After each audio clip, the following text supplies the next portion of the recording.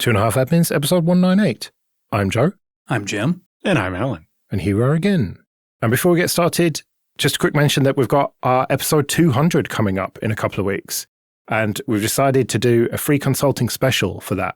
So do send any questions to show@2.5admins.com. And as it's episode 200, you can go a little bit wild if you want with your questions. They don't necessarily have to be about the usual stuff we talk about.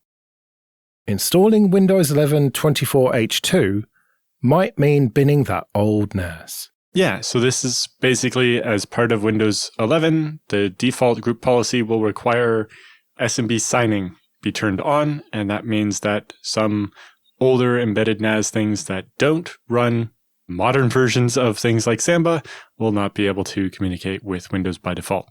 It sounds like there's still a way you can turn this off if you really need to, but the default will be locked down finally after 20-something years since the feature was introduced to prevent spoofing on the LAN.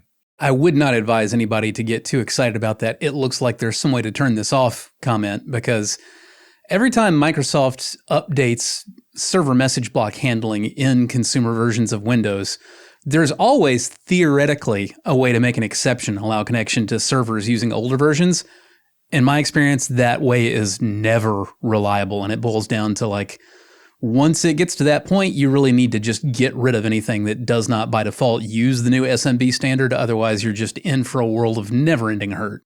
Yeah, so the big changes are that SMB signing is now required by default on all connections.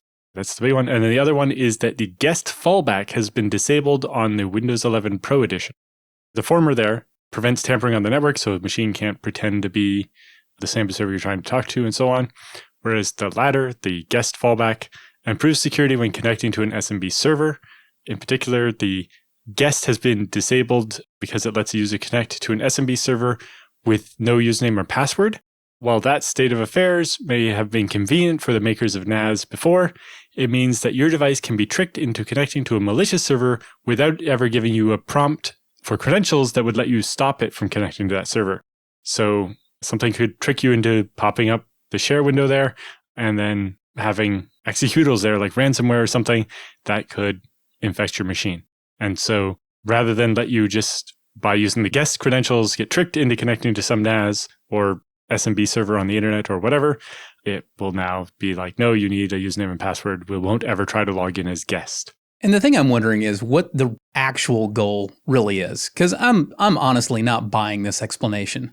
You don't generally get malwared because you went to a weird SMB server on the internet. You get malwared because you click the shiny link. You don't need to invoke SMB at all. That's not usually how modern malware even spreads.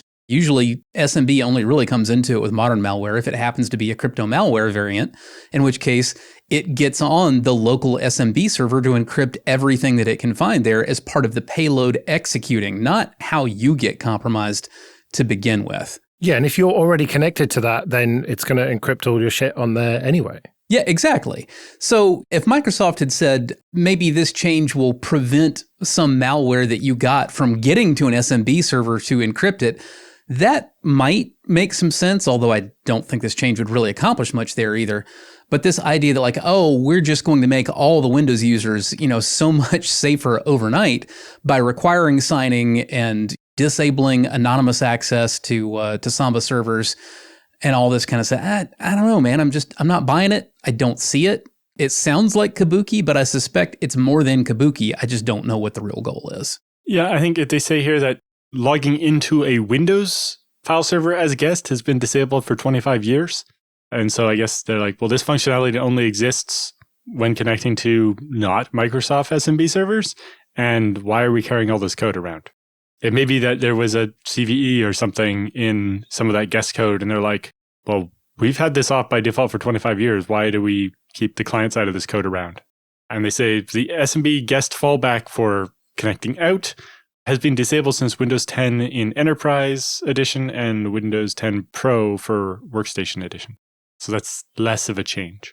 I'm still not buying this rationale, though. Mm-hmm. The closest thing to believable is the idea that, well, if we require SMB signing everywhere, that will be a potentially really valuable additional security feature that keeps you from connecting to, let's say that somebody on your LAN gets malwared, and that malware has a new type of payload, and that malware scans for local SMB servers, and it spawns spoofed versions of them and tries to intercept any data that's going to or from the real SMB server and get it to itself instead. Well, requiring SMB signing from all clients would, in fact, put a stop to that kind of thing. But again, that's not anything that Microsoft said they were actually doing, which makes me think that's not what the intent really was. And B, even if that was your intent, you wouldn't actually need to make it impossible to do unsigned connections anywhere. All you would really need to do is make sure that if you originally mapped a drive or saved, a server message block connection to a server somewhere that used signing, that connection would always require signing because it remembered that you connected to it signed. So why is it unsigned now today? No. But again, that's not what they did. What they did is disable features that are liable to lead to a whole lot of existing hardware that Microsoft didn't make going in the bin. Yeah. Your idea about something like HSTS for SMB signing is actually kind of a good idea. Presumably this is not going to affect modern Linux or FreeBSD-based devices. This is like old Synologies and stuff that we're talking about here. Well, almost all of them use Samba. It'll depend on what version of Samba and what the configuration of it is. Yeah, just specifically, was that version of Samba configured to actually use signed connections? And I suspect that's not going to be the case for large numbers of NASs that you don't think of as particularly old, because until now, signed SMB was pretty unusual. I only really started encountering signed SMB in 2012. I want to say it was with Windows Server 2012 R2. They started actually requiring signed SMB on domain controllers specifically, which was also one of the reasons you didn't want to do file sharing directly off of a DC anymore, because that, at the time, I'm sure it's not as much of an issue anymore, but at the time that was seen as a potential performance issue because they were worried that client machines might not be able to keep up, with the extra cryptographic requirements. But what I'm getting at is the file servers that you've set up for people running Ubuntu, like say 2204 or 2404, presumably that's not going to be affected by this. I don't set up file servers running Ubuntu for people anymore. I don't use Samba in production essentially ever anymore. I actually spin up Windows Server VMs, and this kind of thing is an enormous part of the reason why. If you spin up a Windows VM, then you're not going to have weird compatibility issues with Windows clients on people's workstations.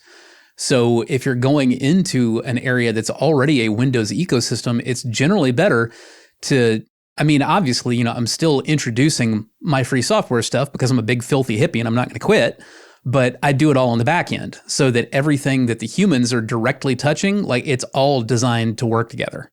What about you, Alan? You've got Windows clients in your house. Right. Samba supports signing and so on, so I'm not that worried about it. Even in the article, they mention the real ones to worry about are things like people who bought a Wi-Fi router that has a USB port that you can plug a USB stick into, and that's going to be a mini NAS and share that USB stick. On the especially more embedded ones, that might not actually be Samba. They might be using something smaller and lighter. If those stop working, that's a feature, not a bug. Yes. But also like QNAPs and Synologies and so on, a lot of those are quite old. Especially anything you buy kind of at a big box store probably means that the life cycle for that software, the software was old by the time they shipped it to the store, let alone when you bought it. And maybe they have updates, maybe they don't. And I think that's the last bit of the story that we haven't really gotten to is Microsoft saying, if you have a third-party NAS that doesn't support SMB signing, Microsoft would like to hear about it. Please email won'tsignSMB@microsoft.com with the make and model of your NAS device so we can share it with the world and name and shame these companies into providing patches for their NASs. Good luck with that. Yeah, I'm sure they take that real seriously. Yeah, I'm sure we're going to find out a lot of these devices are maybe not officially, but are very effectively end of life. There's no way Microsoft doesn't already know that perfectly well. Yes. That smells to me like, oh, we're going to just kind of put this onus on y'all and we're going to pretend we didn't actually know until you told us. But come on, man. Like Microsoft doesn't have the money to test the 50 most common NAS devices over the last 20 years? Come on. But maybe they've tested a lot of them and just want to find the outliers. I don't know. But I think, like Jim's saying, they're just kind of pushing that off on other people. The other interesting one that the article notes is the error message.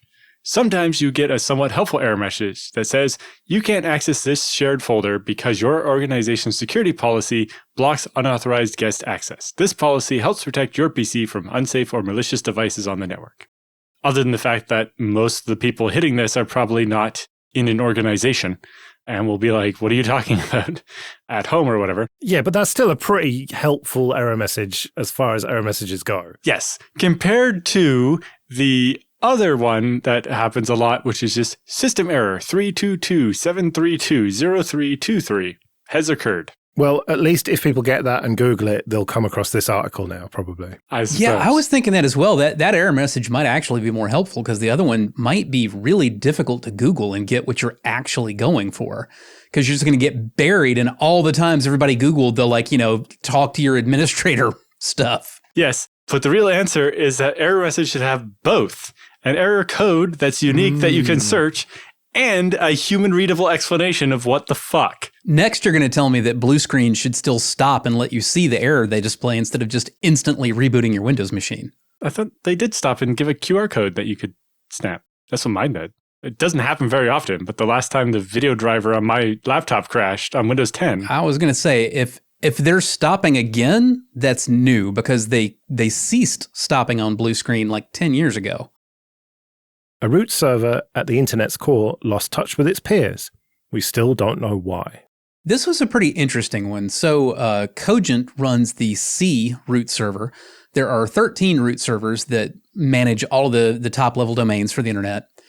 And Cogent runs the C. They're like A through M or whatever the 13th letter is. I forget. And the server didn't stop responding. If your DNS server needed to go all the way back to the root and it happened to pick the C root to resolve a query during this time period, it would have still got its answer. Everything would have still worked. You wouldn't have seen any obvious problems. The issue is that all of these root servers they're supposed to synchronize with one another. They're supposed to operate as a cluster, sort of like the network version of a big, wide RAID 1 mirror, right? They're all supposed to have the same values on them all the time. And for some reason, the C server, which actually itself is a cluster of geographically distributed servers, stopped syncing with all the rest of them. And in fact, stopped syncing for a couple of days before anybody noticed, which to me is by far the most interesting part of the story. Like one node out of 13 that are supposed to be synchronized stopped syncing for a couple of days. Well, that just sounds like a day that ends in a Y to me. But we didn't notice that synchronization stopped happening on the root cluster of servers that provide DNS for the entire internet for days. That, on the other hand, sounds to me like an interesting story, and it's one that we don't have any answers for. Yeah, so to be clear, what the root servers contain doesn't change that much. If the same thing happened with the, say, .com root server, then every new registered domain name wouldn't work if for 3 days, any domain you updated or changed or bought didn't stop working or start working or whatever, that would have generated a lot more notice right away. The root server basically only contains the redirects to those next level servers. So the root or .tld servers just say, oh, here's where you go to resolve a .com, and here's where you go to resolve a .net or .gov or whatever. And so they don't change that much. However, they don't change that much if you're using a well-established top-level domain. But if you're one of these people that likes to just use whatever clever dot something that showed up that didn't used to be a domain until last week, the root servers actually, their data set does change considerably more frequently than it used to, because who even knows how many TLDs there are anymore? I don't. I have no idea. And that list does change a fair amount now. So yeah, if you're using a .com or a .net or a .org, the odds there's been a major change, to where com, net, or org resolves to, as according to the root servers, the odds of that being different if you lose sync for a few days or hell, a few weeks, real low. But, if you're using .junkyard chicken nugget, I love my mom, for your TLD, well, you might very well experience problems if things start getting out of sync on the root. Yeah. The other thing that they contain now is the DNSSEC records for .com, .net, and so on. And so it turns out that 3 days, probably not a big deal. Beyond that could have been a really big problem. In particular, this caused the people who run .gov and .int to delay implementation of rolling out new ECDSA cryptographic keys because they needed all of the root servers to have the new keys at the same time. And if they had tried to roll this change out, not realizing .c or the C root name server wasn't working properly, and it would keep giving people the old DNSSEC key that their domain maybe wasn't signed with anymore, that would make things stop resolving. Now, DNSSEC has some grace period for key rollover and so on, but it could have been a really big deal if that happened. The fun part about that would be watching like the big, well-funded commercial websites all falling over because they've all implemented DNSSEC, and the little just somebody spun up a WordPress blog somewhere ran along just fine because they never tried to set that stuff up to begin with. Yeah. The other interesting thing is some of what happened behind it. So apparently this problem with the C root name server coincided with other problems having to do with Cogent transferring IP addresses that were used to host the root name server to another ISP called Orange Ivory Coast, which is an African subsidiary of the French telecom company Orange. Did they forget that their root name server used those IP addresses when they sold them to somebody? So this came on the back of Cogent also in recent months terminating its peering relationships with a number of providers, including a couple of days before this, they de-peered the Indian carrier Tata. And this meant that a bunch of those sites were actually unreachable to Cogent customers because something hadn't reconverged properly and they didn't pick some other route, or people that had Cogent as their only route and weren't buying transit, only peering, meant that they didn't have a way to get to Tata anymore. So the interesting thing here is that, at first, when these problems got uncovered, people thought, we've found the issue that caused the C root server to fall out of sync. But in each case, it's like, no, this was unrelated. So I think the story here ends up being, once Cogent screwed up enough for anybody to notice, now we're just discovering that screwing up is kind of SOP. Yeah. There's a reason why Cogent is the cheapest bandwidth provider that everybody uses when they need lots of bandwidth for not a lot of money. Because what was interesting is Cogent published a statement about the problem. So originally there was 3 days where it didn't work, and then it updated and it was only 1 day behind. And they're claiming that only the part where it was 1 day behind is what actually happened and what they fixed. So it doesn't seem they actually know why it was behind for days before that. The C root team at Cogent was informed that the root zone as served by the C name servers had ceased to track changes from the root zone publication server after May 18th. Analysis showed this to have been caused by an unrelated routing policy change whose side effect was to silence the relevant monitoring systems. No production DNS queries went unanswered. The only impact was the root zone's freshness. And it was restored on May 22nd at 1600 UTC. And no, we do not give out any gold stickers or prizes or whatever for saying, the routing policy change silenced the monitoring stuff. Because, well, if you weren't testing to make sure that your monitoring probes actually go through, or that your client actually connects to your monitoring server, like, this is all part of it, man. You don't just get a pass for that. It sounds like what actually happened is their monitoring servers couldn't reach the internet, so the alerts weren't going out. Which, again, if you have set your monitoring server up in such a way that should the monitoring server fall over, you don't know about it, you're doing monitoring wrong. Yeah. Being one of the larger internet transit providers and being entrusted with the C root name server, they're expected to have a 24/7 network operations center with a bunch of people sitting around staring at screens, specifically watching for shit like this. Not maybe one guy on call whose phone is going to buzz if the monitoring server doesn't work. No, a bunch of people whose job it is to sit there and be ready for this shit to happen and be looking at the query rates on the DNS server and all the other stuff that makes this critical infrastructure and that the whole internet is reachable for a transit provider. And so when their efforts are actually worse than some random jerko with a phone in his pocket that goes buzz if it can't get to the thing, then that should be a real big wake-up call. Honestly, it raises the question, like, at what point do you say, okay, you're not enough of a grown-up for this job, you don't get to operate a root server anymore? Do we even have a set of policies and procedures for that? I don't know. Like, those were handed out so long ago and kind of just rearranged through acquisitions and so on that, I don't know if there's really a policy for deciding who gets to be the core of the most important distributed database on the planet. Well, if there's one thing we've learned in my great country of the US of A over the last 4 years or so, it's that you really want to have formal written policies ahead of time for all kinds of really bad things that you didn't think were going to happen. Because otherwise, when they do happen, you get caught with your pants down and it's bad. The most interesting is one of the people who found this first reported it to Cogent and provided the ticket number. They did so, but they quote, "They don't seem to understand that they manage a root name server." So put in a support ticket, and the people were like, well, DNS problems aren't Cogent's fault or whatever. It's like, well, when it's your root name server, it turns out it is. And that maybe your support people should know that what a root name server is and the fact that you run one of them. You know, it's just that old box in the closet. It always works. Nobody thinks about it. Yep. Okay, this episode is sponsored by Tailscale. Go to tailscale.com/25A. Tailscale is an intuitive, programmable way to manage a private network. It's zero-trust network access that every organization can use, and with Tailscale's ACL policies, you can securely control access to devices and services with next-gen network access controls.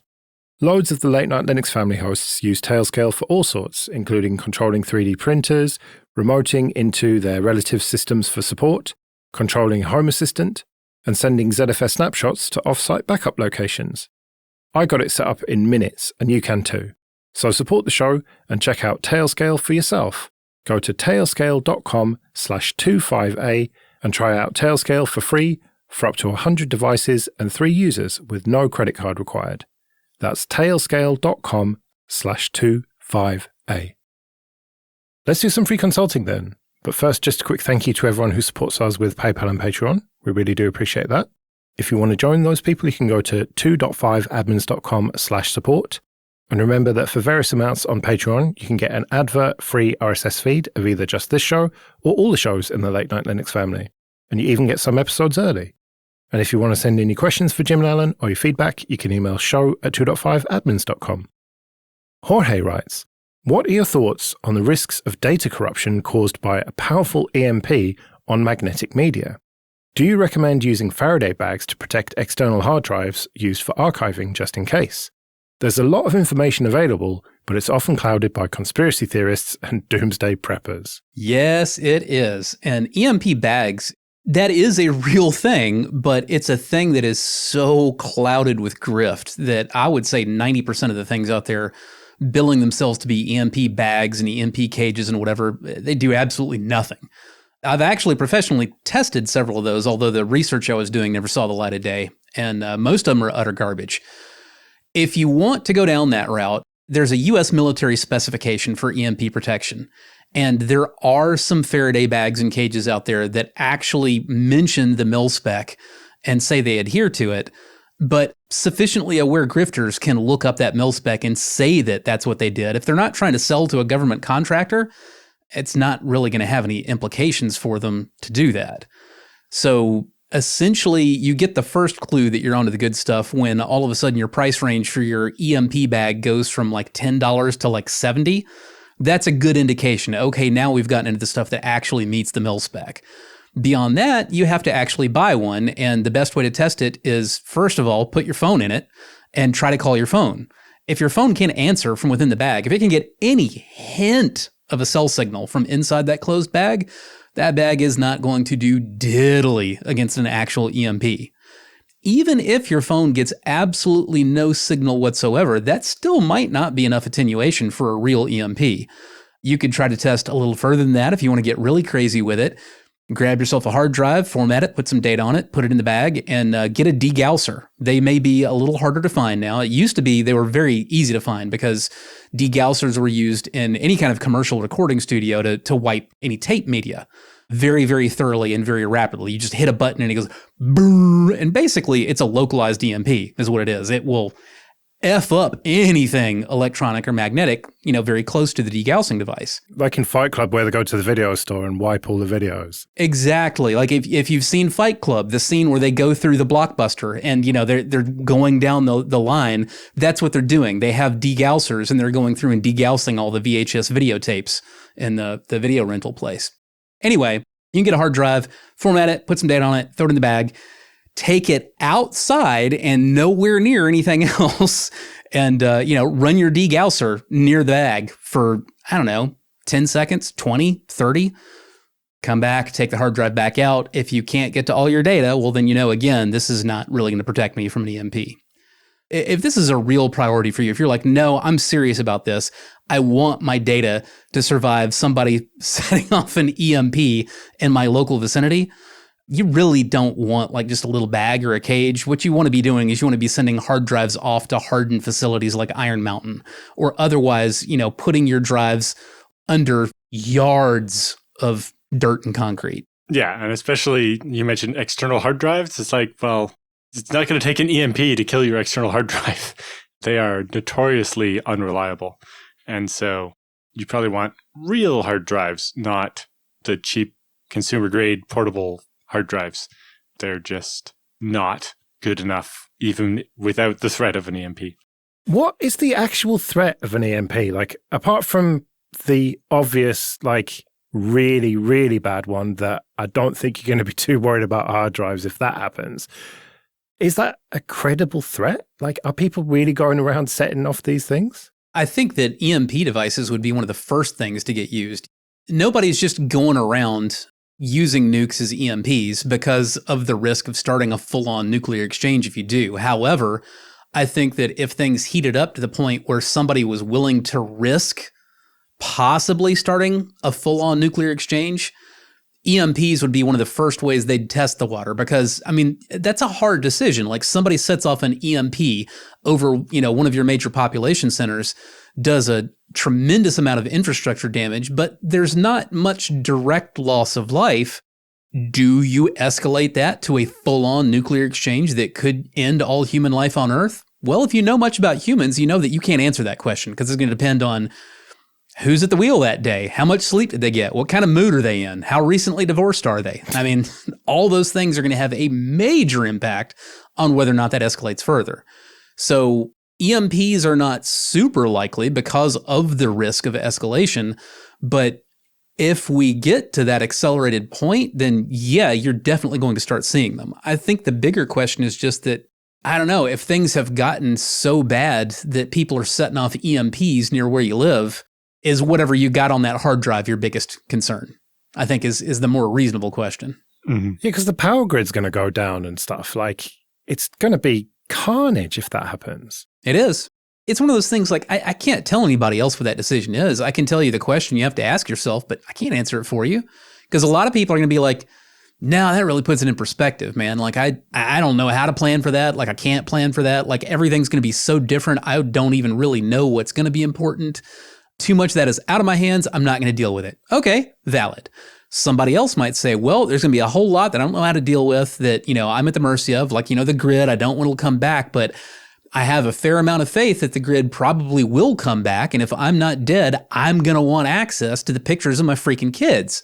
So yeah, I'll do whatever it takes. Am I burying a hard drive in the backyard in a box? Am I doing Faraday bags? Am I sending something off to Iron Mountain and paying a rental fee?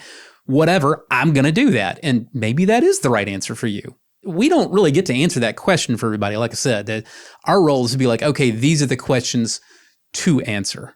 And there are other types of EMP. You can get even EMP caused by lightning, although it's not probably going to be strong enough to cause that much of a problem, and static discharge and so on, or even coronal mass ejections from the sun can also cause things. But those are not taking out the power grid or anybody's hard drive. I can tell you with a large degree of certainty that if a lightning strike is close enough to EMP nuke your devices were not going to survive anyway. Yeah. Because I have seen way too much magnetic media that survived, a lightning strike that literally hit no more than 20 feet away just fine. But by the time you're talking about a lightning strike no more than 20 feet away, the odds are real good that like that building's going to burn down or just literally the kinetic impact is going to be enough to trash all your stuff anyway. The more interesting thing, I think, is talking about like, okay, so maybe not EMPs, but do I maybe want to get like a full-on mil-spec Faraday bag just because of the fact that that is also keeping out, cosmic rays and, basically all of the potential EMF issues that might otherwise be flipping bits on this drive.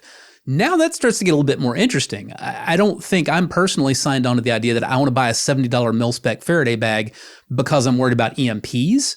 But if I was relying on cold magnetic storage as a backup, I think I probably would be interested in one of those bags as just cheap insurance against perfectly normal environmental EMF bit flips. Yeah, and static and just anything like that might cause a problem.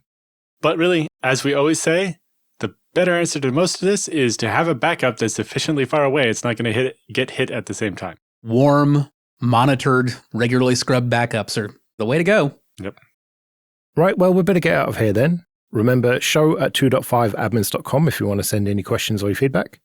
You can find me at joerest.com/mastodon. You can find me at mercenarysysadmin.com. And I'm at Alan Jude. We'll see you next week.